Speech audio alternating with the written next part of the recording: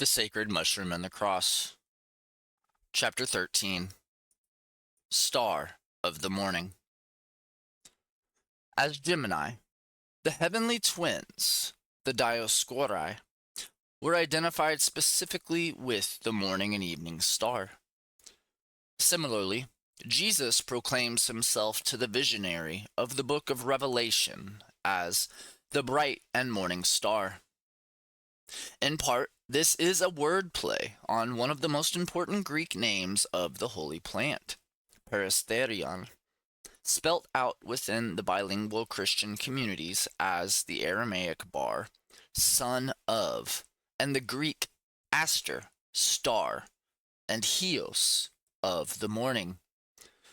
The title, Son of the Star, had already a profound messianic significance within Judaism, deriving the idea from the promise in the Old Testament.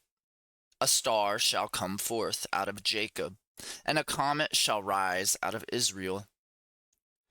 The leader of the Jewish rebels of the Second Revolt in the 2nd century adopted the title as his own, continuing the zealot tradition that the overthrow of the hated Romans by a star-born Jewish leader was a necessary preliminary to the dawn of the new era.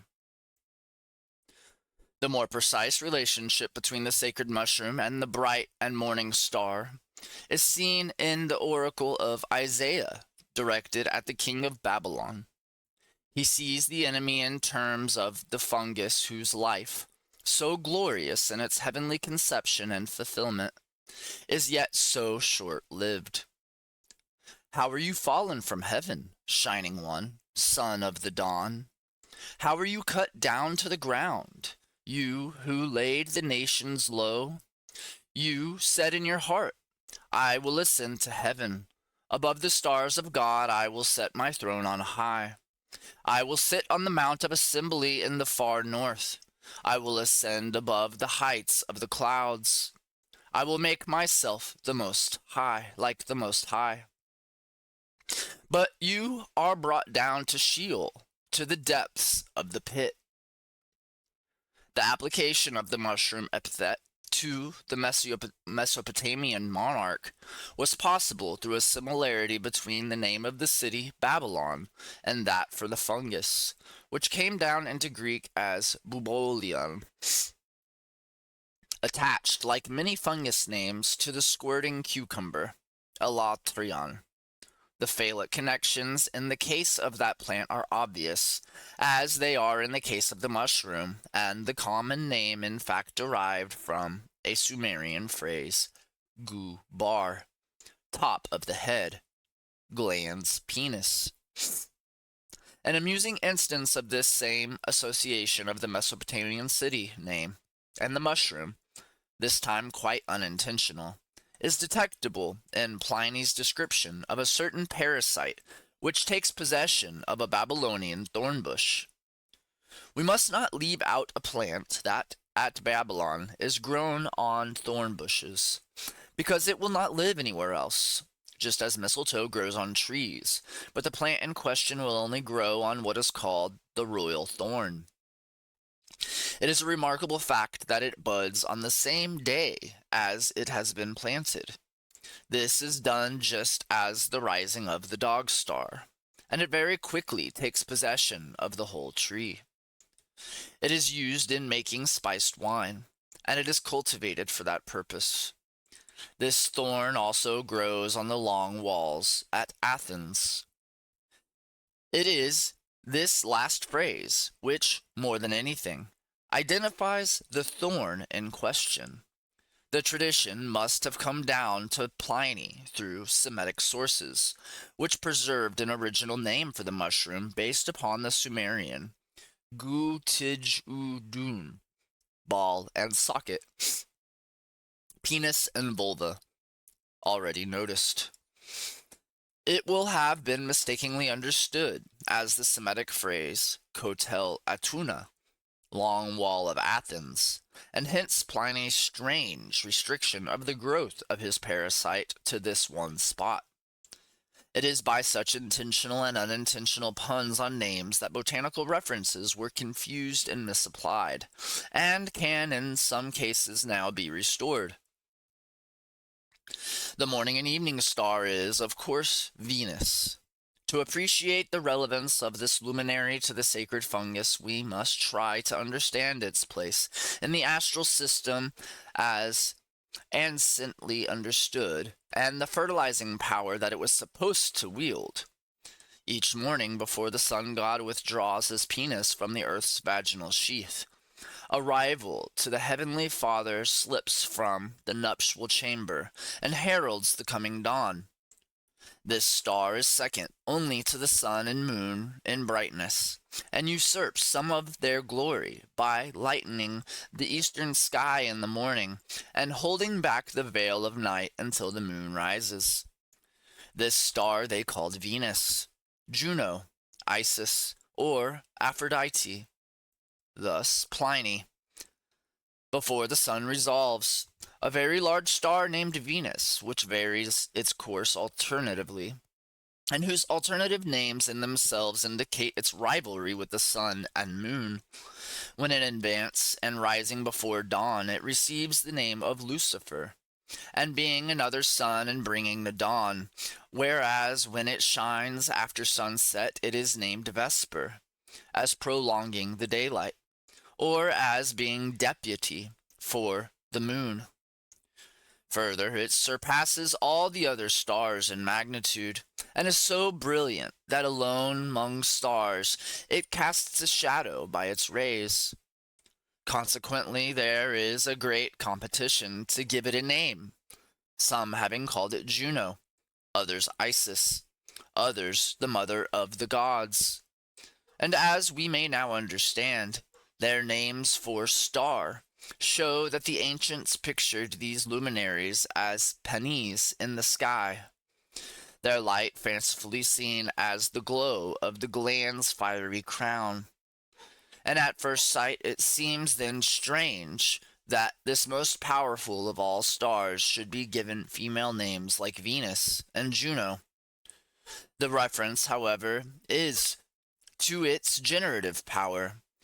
When this lesser penis of heaven slipped from the conubile bower before its master, it came dripping with the semen of the terrestrial womb.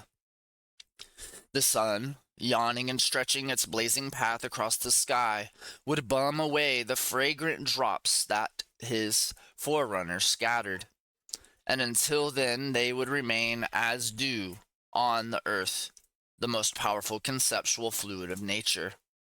Thus again Pliny. Its influence is the cause of the birth of all things upon the earth.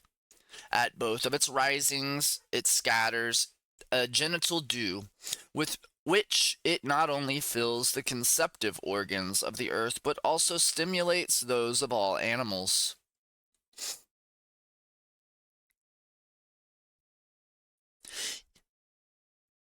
Even the sea creatures were affected by this seminal fluid from the sky. Pearls were born within the shell by the direct influence of dew. Well might Aphrodite have been portrayed sailing ashore on the coast of Cyprus in such a womb of the seabed. Again, Pliny. The source and breeding ground of pearls are shells not much differing from oyster shells. These, we are told, when stimulated by the generative season of the year, gape open, as it were, and are filled with a dewy pregnancy, and consequently, when heavy are delivered, and the offspring of the shells are pearls that correspond to the quality of the dew received. If it was pure inflow, their brilliance is conspicuous, but if it was turbid, the product also becomes dirty in color. Also, if the sky was lowering, they say, the pearl is pale in color, for it is certain that it was conceived from the sky, and that the pearls have more connection with the sky than with the sea. And if the dew could penetrate even to these vulvae of the sea, its undiluted sprinkling on dry land could be expected to produce powerful drugs.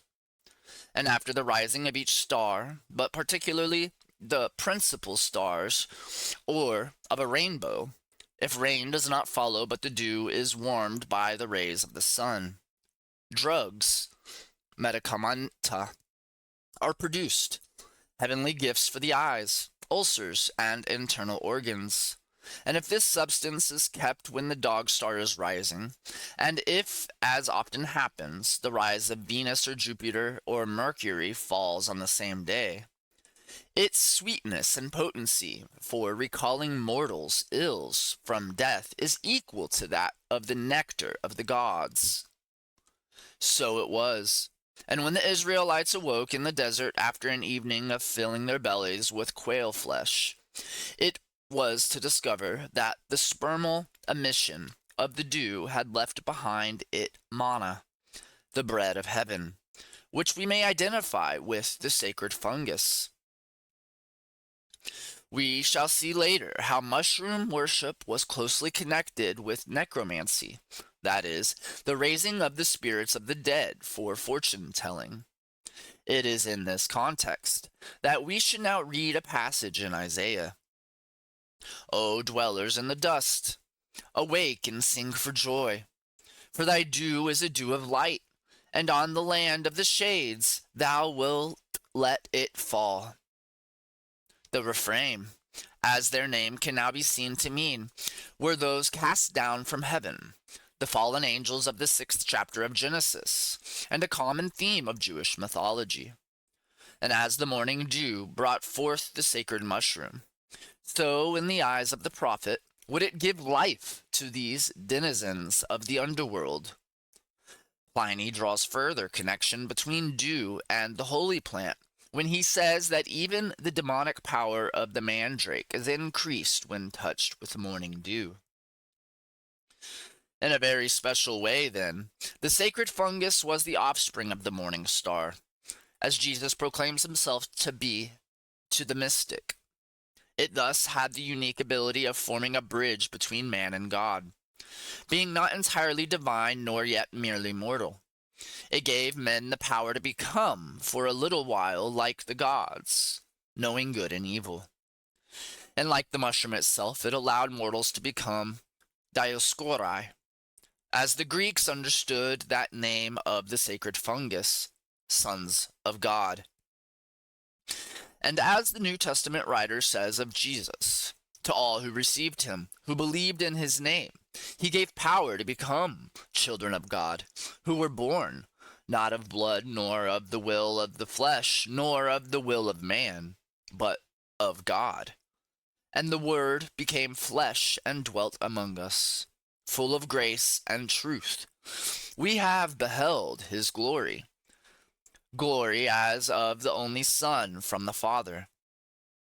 The mysteries that the Jesus fungus could impart were heavenly in origin, since it itself, as its Hebrew name implies, is that which comes from heaven. Truly, truly, I say to you, we speak of what we know, and bear witness to what we have seen.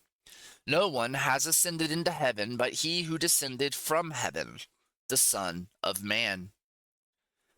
And because the mushroom's affinities were primarily celestial, it was thought able to control heavenly phenomena, the atmosphere, winds, and tempests. The Dioscuri were seen in the atmospheric electrical discharges known as St. Elmo's fire, and to our airmen in the war as gremlins that accompanied them on their missions. Thus again, Pliny. Stars also came into existence at sea and on land. I have seen a radiance of star-like appearance clinging to the javelins of soldiers on sentry duty at night in front of the rampart, and on a voyage, stars alight on the yards and other parts of the ship, with a sound resembling a voice, hopping from perch to perch in the manner of birds. These, when they come singly, are disastrously heavy, and wreck ships, and if they fall into the hold, burn them up. And if there are two of them, they denote safety and portend a successful voyage, and their approach is said to put to flight the terrible star called Helena. For this reason they are called Castor and Pollux, and people pray to them as gods for aid at sea. They also shine round men's heads at evening time. This is a great portent. All these things admit of no certain explanation. They are hidden away in the grandeur of nature, and their capacity as saviors of men in storms. The writer of the Homeric hymns lauds the Dioscuri thus: bright-eyed muses tell of the Tyndarii, the sons of Zeus, glorious children of neat-ankled Leda, Castor, the tamer of horses, and blameless Polydeuces. When Leda had lain with the dark-clouded son of Cronos, she bare them beneath the peak of the great hill, Taygetus. Children who are deliverers of men on earth and swift-going ships when stormy gales rage over the ruthless sea.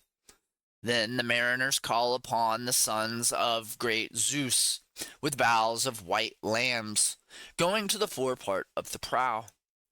But the strong wind and the waves of the sea lay the ship under water, until suddenly these two are seen darting through the air on tawny wings. Forthwith they allay the blasts of the cruel winds and still the waves upon the surface of the white sea. Fair signs are they and deliverance from toil, and when the mariners see them they are glad and have rest from their pain and labor. Well might Paul's Alexandrian ship out of Malta carry the sign of the Dioscuri at its masthead. Part, at least, of the ancient belief that the Dioscuri could avert storms lies in the idea that in nature like repels like. The antidote to any poison will be found in an object or drug most nearly resembling the baneful source. And since the Dioscuri, Pollux and Castor, are basically mushroom demons, and the source of the sons of thunder is the storm, it follows that the sacred fungus will have the power to repel the tempest. Similarly, since the Amanita muscaria is a denizen of the conifer forests, and receives its being on the mother's side, as it were, from the menstrual blood of the cedar, this substance also can affect storms. Thus Pliny. They say that hailstorms and whirlwinds are driven away if menstrual fluid is exposed to the very flashes of lightning, that stormy weather is thus kept away, and that at-sea exposure, even without actual menstruation, prevents storms. In the mushroom's supposed power over the weather lies the basis of the quelling of the storm mythology of the New Testament and of Jonah. But Yahweh hurled a great wind upon the sea, and there was a mighty tempest on the sea, so that the ship threatened to break up. Then the mariners were afraid, and each cried to his God, and they threw the cargo that was in the ship into the sea, to lighten it for them.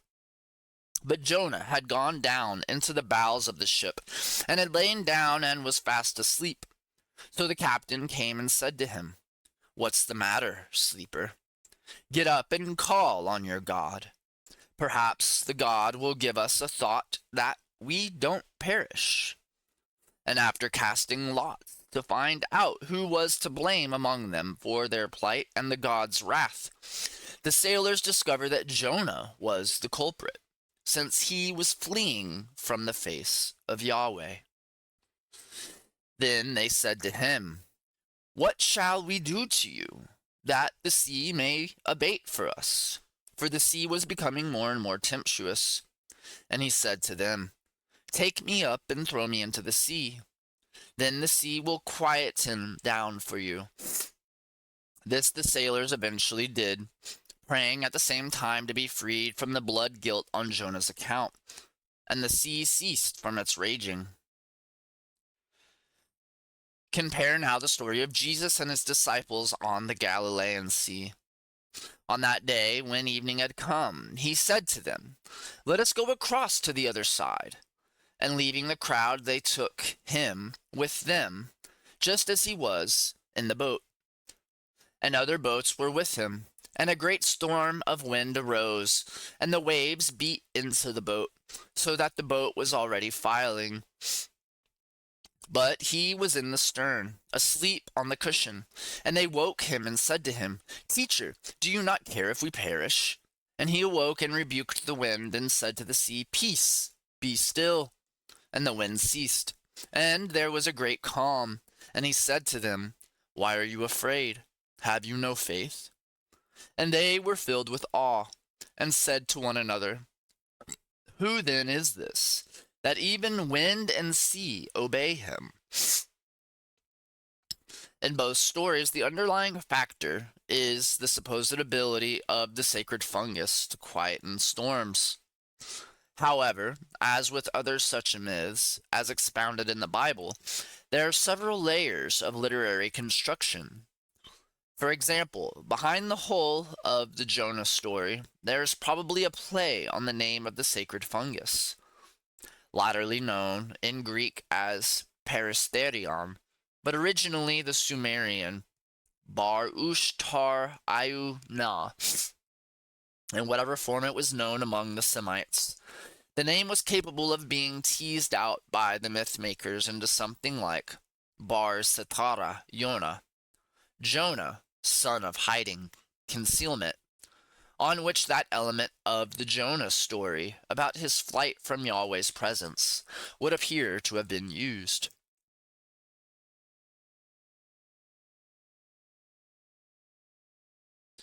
In the New Testament, we can penetrate to the second layer of literary composition, where every word of the story can be examined for possible word plays. Thus, for example, silencing the storm is a pun on the fungus name Mashbalag, which provided the mythmakers with Semitic root shishp, pacify, and is so used of Yahweh in Psalm 6. Who does still the roaring of the seas, the roaring of the waves? The Sumerian name, Gai La La Gai, properly reed with two cones, describing the two halves of the vulva separated by the stem of the mushroom, gave by wordplay the Semitic root GLL, waves, and the proper name, Galilee. The sacred mushroom, then, was a being of two worlds, heavenly and terrestrial. Its affinities in the heavens lay with the stars, and in a special sense it was the child of Venus, the morning and evening star. The heavenly dew which this luminary was thought to disperse on the earth was considered of special power, and the appearance of the mushrooms on the ground at dawn seemed evidence of a special relationship between the star and the fungus. The heavenly twins, the Gemini, or Dioscuri, were identified with the morning star, as is Jesus in the New Testament. And these mushroom characters were similarly credited with power over storms, since the sacred fungus was itself a product of the storm god in the Tempest. So far, we have looked at those aspects of the mushroom which offered the mythologists material for descriptions and stories from its characteristic shape, and from its unique conception as a child of God. We saw how its sexual form, male and female, gave rise to androgynous names and epithets, and how the conjunction of penis and vulva, as fancifully seen in its most developed form, offered comparison with the human copulatory act, and similarly sexual imagery in the axe head and the cross. The significance of its heavenly origin appears in those stories about the mushroom which portray the heroes quelling storms, and, theologically, in imparting to its worshippers a knowledge of heavenly things normally beyond the reach of mere mortals. We may now take our quest further and discover how other characteristics of the mushroom, and of the Amanita muscaria in particular, offered even wider scope to the myth maker, classical and biblical. Its color, in particular, seems to have made a deep impression on the ancient world. To judge from the way fungus names are used for red and purple dyes. Furthermore, the cap of the Amanita muscaria has a strange, white flecked appearance, deriving from the particles of the vulva still adhering to the surface. This, as we shall see, gave a cycle of mushroom stories, all its own. End of chapter 13. The Sacred Mushroom and the Cross.